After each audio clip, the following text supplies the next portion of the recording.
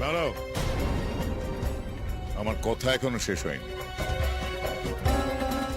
কিন্তু যার জন্য আজ সবাইকে আমি এখানে ডেকে পাঠিয়েছি, সে অশান্তি তোমাদেরই ডেকে আনা।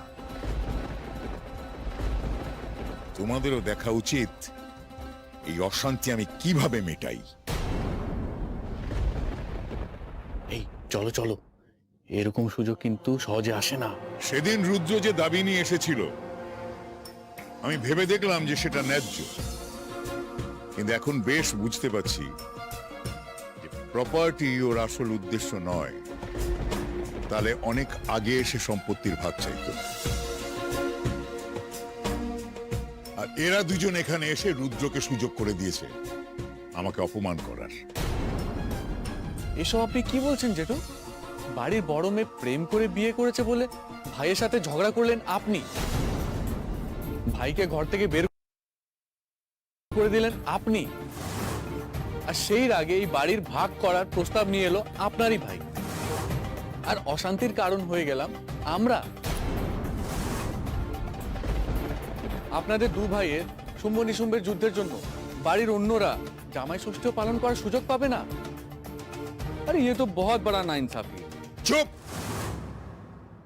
আর একটাও কথা নয়। তোমার সব বাজে কথা শুনবার জন্য এখানে থাকার অনুমতি দেওয়া হয়নি তোমাকে। দাদা, তুমি কি করতে চাইছো সেটা বলো। আমারই একটা ভুলে রুদ্র এ বাড়িতে পা রাখার অজুহাত পেয়েছে। আমি নিশ্চিত ও আবার আসবে, কিন্তু সে সুযোগ আমি ওকে দেব না। তবে এটাও ঠিক যে আমাদের বাড়ি তৈরি করতে, আমাদের ব্যবসাকে দাঁড় করাতে রুদ্রের পরিশ্রম কম ছিল। আমি রুদ্রকে ভাই হিসাবে স্বীকার না করলেও ওর পরিশ্রম, ওর প্রাপ্য আমি অস্বীকার করব না। আমাদের সম্পত্তির 4 ভাগের 1 ভাগ প্রাপ্য রুদ্র। কিন্তু এখানে বাড়ির মাঝে দেওয়াল তুলে সে ভাগ আমি ওকে করতে দেব না। আমি জানি বাড়ি ভাগ করাটা ওর আসল উদ্দেশ্য নয়, আমাকে অস্বস্তিতে ফেলবার জন্য এসব করছে। তাই আমি এটা তৈরি করেছি।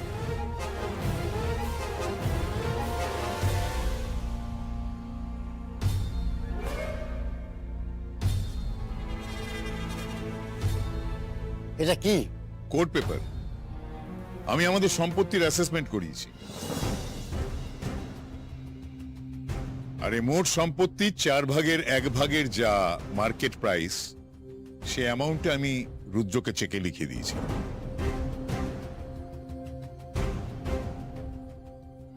এই চেকটা ক্যাশ হয়ে গেলে এই সম্পত্তিতে রুদ্রর আর কোনো অধিকার থাকবে না।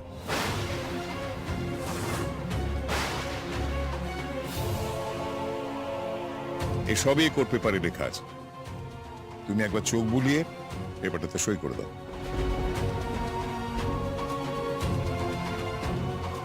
সুদীপ, এসব করে চেক পাঠানো ঠিক হবে?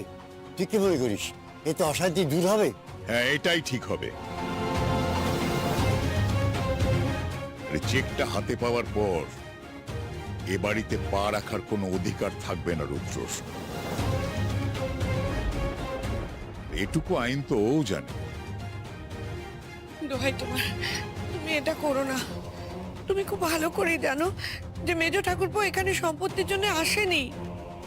তাহলে তো ও অনেক আগেই আসতে পারতো, অনেক আগেই ভাগ চাইতে পারতো সম্পত্তি। তুমি বলো, মেজ ঠাকুরপো এই বাড়িতে অশান্তি করতেই এসেছিল, কিন্তু কিন্তু সেই অশান্তি ঠেকানোর জন্য যখন রোহিত আর সরস্বতী এই বাড়ি থেকে চলে যাচ্ছিল, তখন ওদের আটকাবার জন্য মেজ ঠাকুরপো ফিরে গেছে।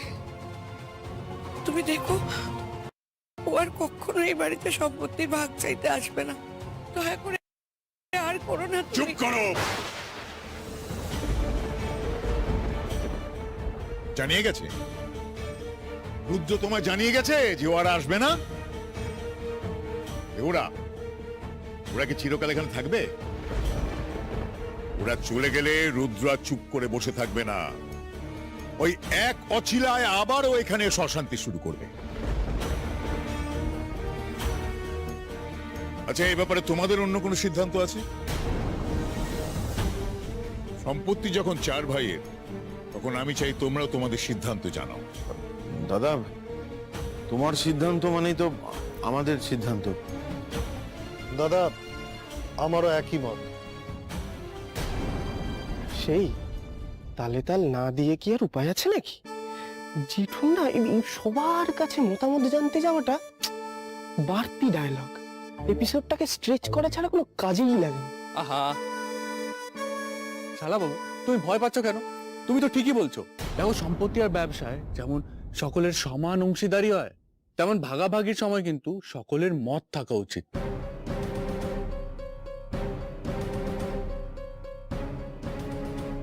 কি তাই তো?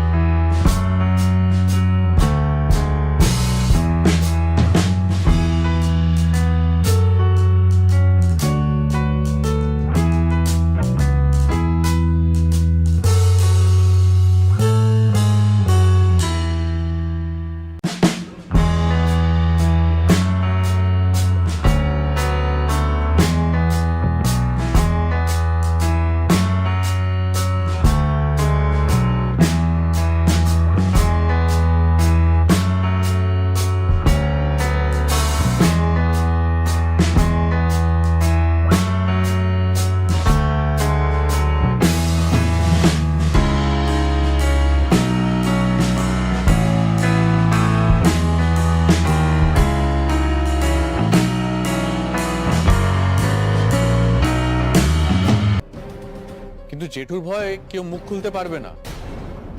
আর জেঠুও উকিলদের মতন নীরবতাই সম্মতির লক্ষণের অজুহাতে নিজে ইচ্ছে মতন কাজটা করে বলবেন কাজটা সকলের সম্মতিতে করা হয়েছে।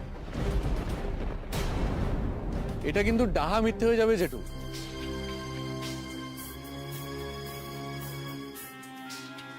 এসব কি করছো নাকি তুমি? কেন চুপ করে থাকবো আমি? আমি তো ছোট থেকে শিখে এসেছি যারা অন্যায় সহ্য করে তারা মেরুদণ্ডহীন। শেষবারের মতো বলছি, আমাদের পারিবারিক বিষয়ে তুমি আর একটি কথাও বলবে না। যা শোনার ছিল শোনা হয়ে গেছে, এবার তোমরা তোমাদের নিজেদের ঘরে যাও। এ বাড়িতে আমার কথাই শেষ কথা। সেটা তো এখন একতন্ত্র। আমরা গণতান্ত্রিক দেশের মানুষ, এখানে সবাই গণতন্ত্রে বিশ্বাসী। এখানে ব্যক্তিগত মতামতের থেকেও সংখ্যাগরিষ্ঠ মতের ভ্যালু বেশি।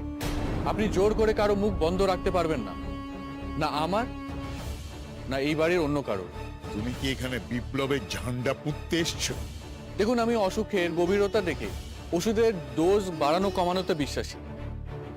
যেখানে ঝান্ডার দরকার হয় সেখানে ঝান্ডা পুঁতি, আর যেখানে ডান্ডার দরকার হয় সেখানে ডান্ডা খুঁজি। রোহিত, আরে ডায়লগটা পুরোটা শুনুন, রিয়াকশন দেওয়ার তো তারা কিসের? এই কেসটায় আমার ঝান্ডা আর ডান্ডা কোনোটারই দরকার নেই। আরে আমি তো ঠান্ডা মাথায় শুধু একটা ফ্যাক্ট বোঝানোর চেষ্টা করছি, আর আপনি তো হুঙ্কার দিয়ে ব্যাপারটাকে ধামাচাপা দিতে চাইছেন। এই যে যেভাবে আপনি বাড়িতে সবাইকে চুপ করিয়ে রাখেন।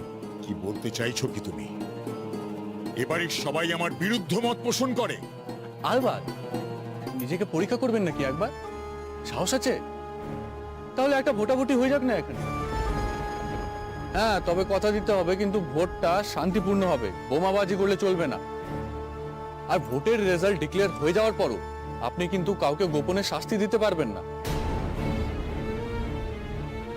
দেখবেন এক্ষুনি প্রমাণ হয়ে যাবে আপনি কিভাবে নিজের সিদ্ধান্ত অন্যর উপরে চাপিয়ে দেন। চিন্তা নেই, আমি ভোট দেব না, আমি পোলিং অফিসার হয়ে ভোট পরিচালনা করব শুধু। জেঠু যে সম্পত্তি ভাগাভাগি ঐতিহাসিক ভুল সিদ্ধান্ত নিচ্ছেন, তাতে যাদের যাদের সমর্থন নেই তারা ডান হাত তুলুন। আর যারা জেঠুর সাথে সত্যি সত্যি সহমত তারা নিজের বাঁ হাত তোলো। সবাই নিজের ভোট নিজের বিচার বুদ্ধিতে দেবেন।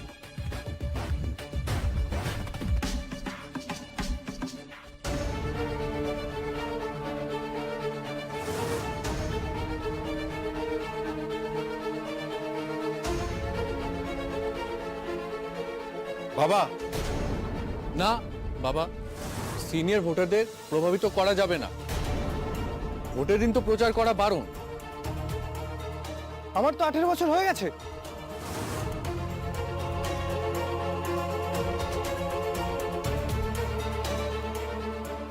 রুদ্র তোমার ভুল ভাঙাতে চেয়েছে। রুদ্র তোমার শত্রু নয়।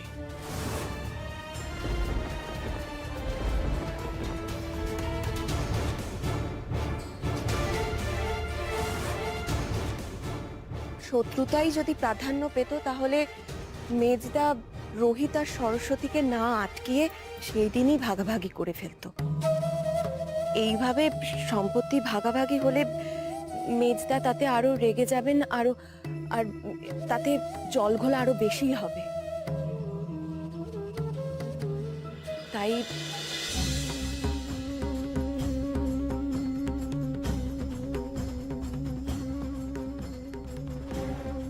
এই এই এই থার্ড পোলিং অফিসার,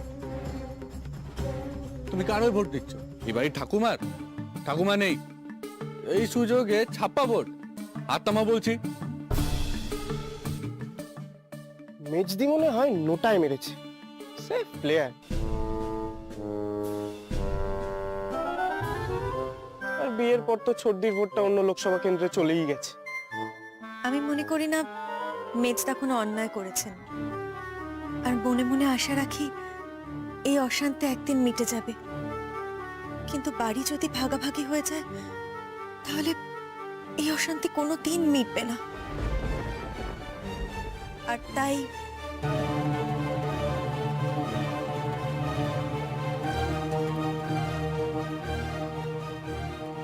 দেখলেন তো, প্রার্থী আর দলীয় কর্মীদের ভোট মিলে টোটাল আপনার 3টে ভোট।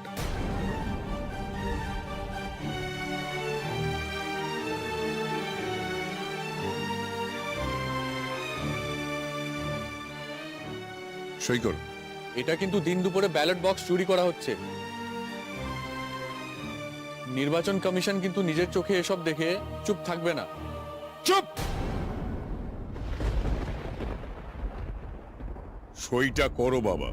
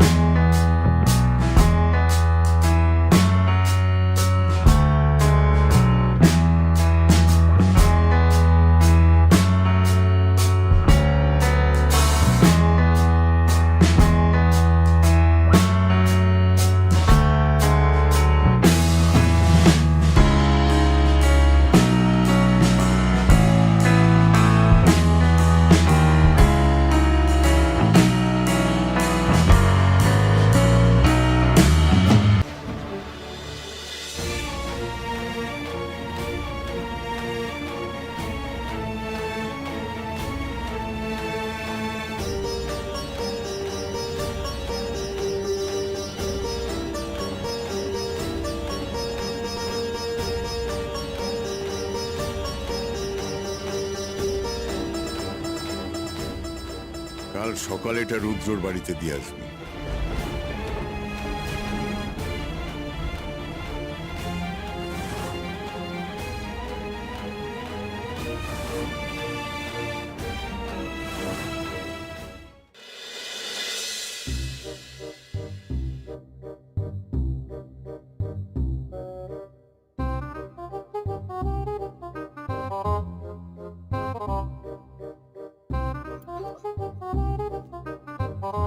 কি হলো ম্যাডাম, ঘুম আসছে না?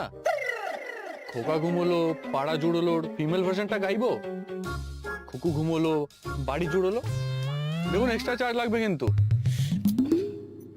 রোহিত প্লিজ, বিরক্ত লাগছে। আপনার বিরক্তি আপনার লাগছে, তাতে আমাকে প্লিজ বলছেন কেন?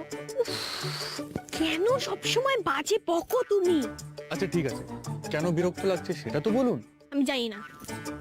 তার মানে আপনি এভাবেই সারা রাত বিছানায় এপাশ ওপাশ করে একা একাই টেবিল টেনিস খেলবেন? এই শোনো, আমি কি তোমাকে ডিস্টার্ব করছি? আমার ঘুম আসছে না, তুমি নিজে ঘুমাও না। শুনুন, মাথায় দুশ্চিন্তা নিয়ে বিছানায় গেলে না, এক মুঠো ঘুমের ওষুধ খেলেও ঘুম আসবে না। যেমন শরীর থাকলে শরীর খারাপ হয়, তেমনি জীবন থাকলে সমস্যাও থাকবে। সেটা বড় কথা নয়, কিন্তু তার জন্য তো আমি আছি। আপনি তো সেগুলো আমার কাছে চড়া দামে বিক্রি করছেন। এর পরেও আপনার চোখে ঘুম না এলে আমার বিশ্বাসযোগ্যতায় প্রশ্ন উঠবে না। আমি কন্ট্রাক্ট নেওয়া সত্ত্বেও আপনার কপালে অকালে রিঙ্কেল পড়ে যাবে, আর সেটা তো ঠিক হবে না। আরে আমার কথা শুনুন, দেখুন ব্রেনটার মেন সুইচ অফ করে নিশ্চিন্তে ঘুমিয়ে পড়ুন। দেখবেন সকালবেলা সব দুশ্চিন্তা দূর হয়ে গেছে। একটা কথা বললে কানে যায় না? আমি তো বললাম আমার ঘুম পাচ্ছে না। মুখটা বন্ধ করো আর চুপচাপ নিজের কাজ করো। আমার ঘুমের কথা না ভাবলেও চলবে। সেখানেই তো সমস্যা। আপনি না ঘুমলে আমি কাজটা করব কি করে? এই শোনো, এত রাতে তুমি কি কাজ করবে বলো তো? প্ল্যানটা কি? আর ঠিক কি কাণ্ড ঘটানোর জন্য আমাকে ঘুম পাড়াতে চাইছো? অঘটন। আরে ব্যাপারটা বুঝুন। দেখুন, জেঠু যে আজ সকালে আগুনটা লাগিয়েছিল সেটা তো আমি। সেটা তো তুমি মোটেই নেভাতে পারোনি, উল্টে সেটাকে ফু দিয়ে উস্কে দিয়েছো। হ্যাঁ, কারেক্ট। কি? সেটা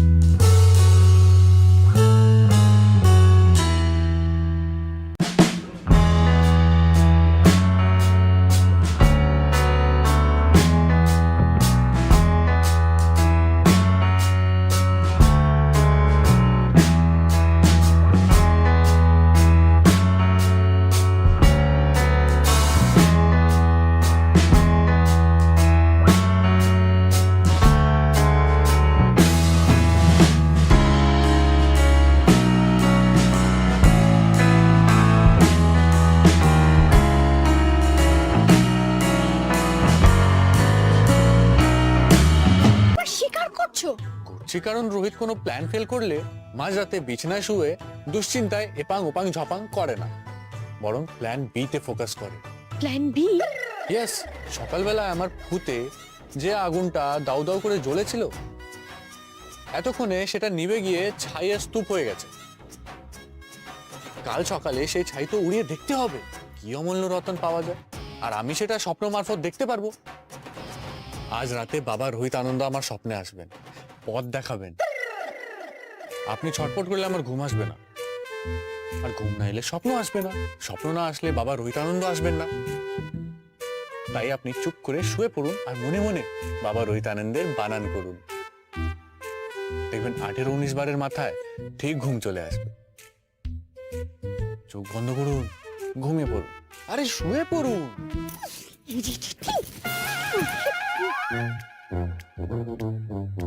মিথ্যে মিথ্যে গল্পের পাখনা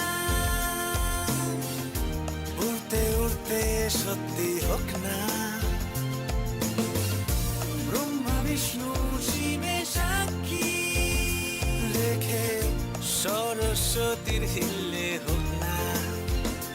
শহরে দেওয়াল জুড়ে ভালোবাসার ফুল ফ্রেন্ড দমকা হাওয়ার মতো সরস্বতীর প্রেম, সরস্বতীর প্রেম। এভাবে প্রতি রাতে আমাকে ঘুম পাড়াতে পারবে তো রোহিত? যেভাবে প্রেমের হাতে খড়ি সেভাবে বন্ধু পাওয়া যায়, সম্পর্কে মিথ্যে আহামরি হাতে হাত না রেখে কি উপায়।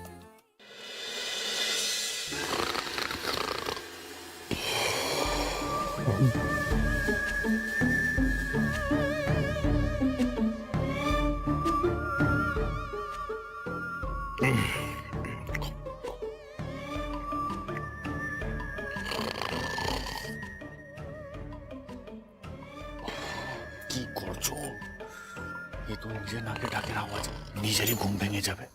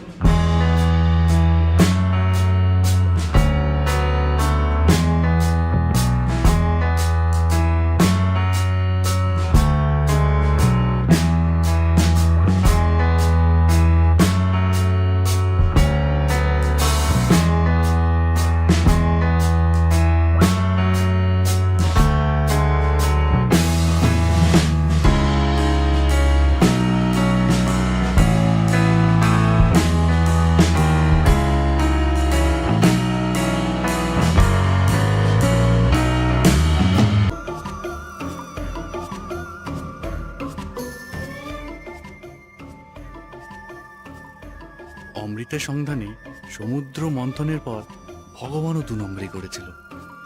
নিজেরা খেয়েছে অমৃত আর অসুরদের দিয়েছে পুদিনা পাতার শরবত। তাই সংসারের ভালোর জন্য এইটুকু বদল তো চলতেই পারে।